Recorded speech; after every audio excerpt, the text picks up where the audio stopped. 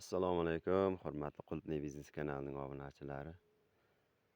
2026-yil 31-iyul sanasi bugungi chiqamiz. Xo'sh, bizda Qulupnay ko'chatlar mana shunday holatda. Bu Qulupnaylarimiz xo'sh, Albion, ozroq Alba bor, qolgani Clery. Ozroq Cabriolet ham qilganmiz.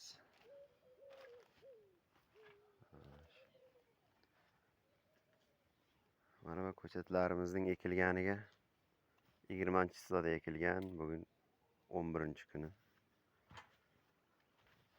Xo'sh, bizda mana shunday holatda qilingan. Joyidan sorilib qolgani, ildiz otmay qolgan. Joyiga tiqib qo'yamiz buni. Xo'sh. Bu kokosga qilingan.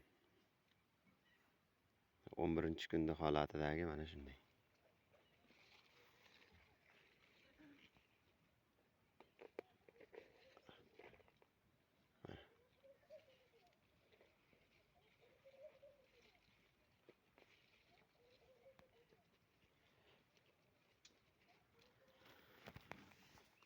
Ustalarimizning tagidan mana shunday ildizlar chiqib boshlagan. 11-kunda. Tagiga mana agromotadan agrovolokna to'shalgan. Xo'sh, ko'chatlar tayyorlanishi tanoblarni uzib kelgandan keyin onasidan kesib tayyorlab bitta idishga ozgina karnavin qo'shilgan suvga bir botirib olinib ekilgan. Xo'sh, ekilgandan keyin mana shu holatda mana bu salafanlarda 5 kun dimlanadi. Xo'sh, 5 kun umuman ochilmaydi. Men shunday ko'tarib yopaman ustini. Ba'zilar ustida salafanni tegizib yopadi. Havo kirmasligi kerak umuman. Chetlarini yaxshilab yopib 5 kun dimlanadi. Usti mana 85% setka, keyin uni ustidan yana agrovolokna ham qilingan. Qalin soya qilinishi kerak. Shu 5 kun inkubatsiya davri deyilar ekan. 5 kunda yaxshi tamirib qolish kerak. Keyin mana bu tanoblarni ham hammasini bir boshidan ekmaslik kerak. Tanoblarni uzib kelgandan keyin faqat kattalarini ajratib olib, ildiz chiqarib boshlaganlarini ajratib bo'lak ekish kerak. Bir xil ko'chat bo'ladi. Maydalarini bo'lak eksa u mayda keyinroqqa tayyor bo'ladi. Kattalarini ajratib, bir xilini ajratib eksa birdan tayyor bo'ladi. Mana hozir bizda Xudoga shukr 95% tutib ketgan. Endi orada bitta ikkita qandaydir chiqib qolgani bo'lmasa, deyarli hammasi yaxshi olgan ko'chatlarimiz. Xo'sh, kastalar torfga to'ldirilgandan keyin bu joyga joylashtirishdan oldin joyini ham yaxshilab namlab olganmiz.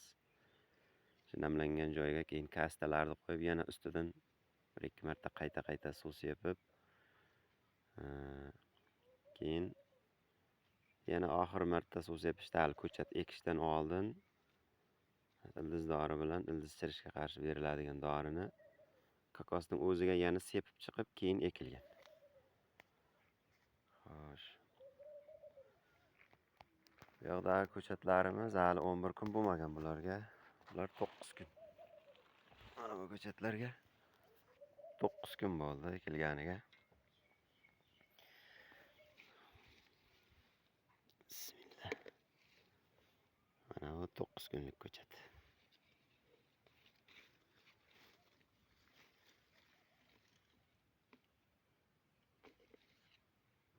Mashalloh, mana 9 kunda, 9-10 kunda mana shunday bo'lyapti ko'chatlarimiz. Faqat tanoblardek aytganda bir xilni, baquvvatini bir tekis ekish kerak.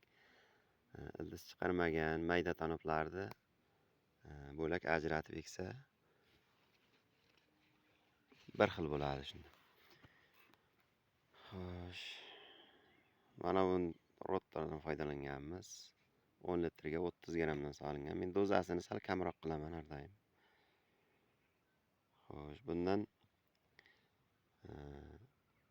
tovoqqa suv solib, bu doridan qo'shilib, tanoblar kesib kelgandan keyin bir botirib olganmiz. Keyin mana bu kasetalarga ko'chat ekishdan oldin yana to'yintirib bir sepib chiqilgan. Mana shu ikkalasidan qo'shib sepilgan. Xo'sh. Bu ko'chatlarimizga 5 kun, bugun 6-kun bo'ldi. Bularni shu kecha ochganman. Buni hozir yana ustini yopib qo'yaman. Xo'sh. Mana bular 5 kunlik ko'chat. 5-6-kun. 5-6-kunda mana shunday holat. Yaxshi, Xudoga shukr. Bu ko'chat torf bilan biogomus aralashtirilgan. Bitta torfga va bir qop torfga bir xalta biogomus aralashtirilgan. Mana bu ko'chatlarimiz faqat kokosning o'ziga kelgan. Ularni hozir yana ustini yopib qo'yaman. Mana bu 10 kun bo'lgan, 11 kun bo'lgan ko'chatlarimizni endi asta-asta ochib qoldiryapman. 5 kun umuman ochilmay yopib qo'ygandan keyin ko'chatlarni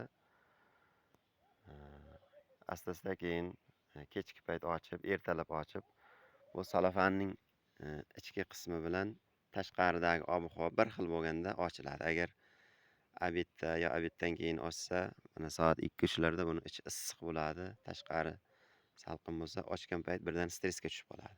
Shuning uchun tashqarining havosi bilan ichkarining havosi bir xil bo'lgan paytda ko'chatlar ochilib asta o'rgatiladi.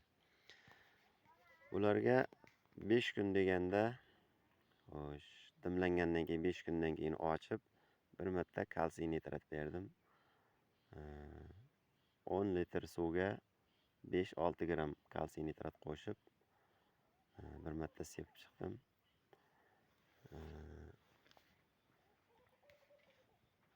Xo'sh, 5 keyin mana bundan ham bir marta sepdim yana. Bu faqat ildizdori emas, bu ozgina oziqa miqdori ham bor bunda, oziqa ham bo'ladi bu. Xo'sh. Keyin kecha bir izobion sepaverdim. Izobion stressdan saqlaydi. Mana bu kokosni yuvadigan joy. Mana bu salafan emas, bu agrovolokna va agromatayam deyishadi. Shuni chuqurga to'shab, ustidan kokoslarni solib, suvni to'ldirib qo'yganman. Shu yerda o'zi yuvilib, suv pastga singib ketadi, kokos joyida qoladi. Keyin kokosni kasetalarga solib ishlataveramiz.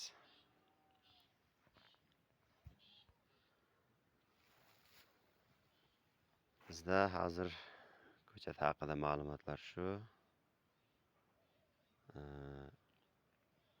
Bu yil tanoblar kam bo'ldi. Qulupnaylarimiz yana qaytadan tanobga qo'yilgan qulupnaylarimiz qaytadan hosil beraverdi. Hosil terib sotyapmiz shu. 6 joydan hozir o'rtacha 20 kilo, 30 kilo 2-3 kunda bir marta terilyapti.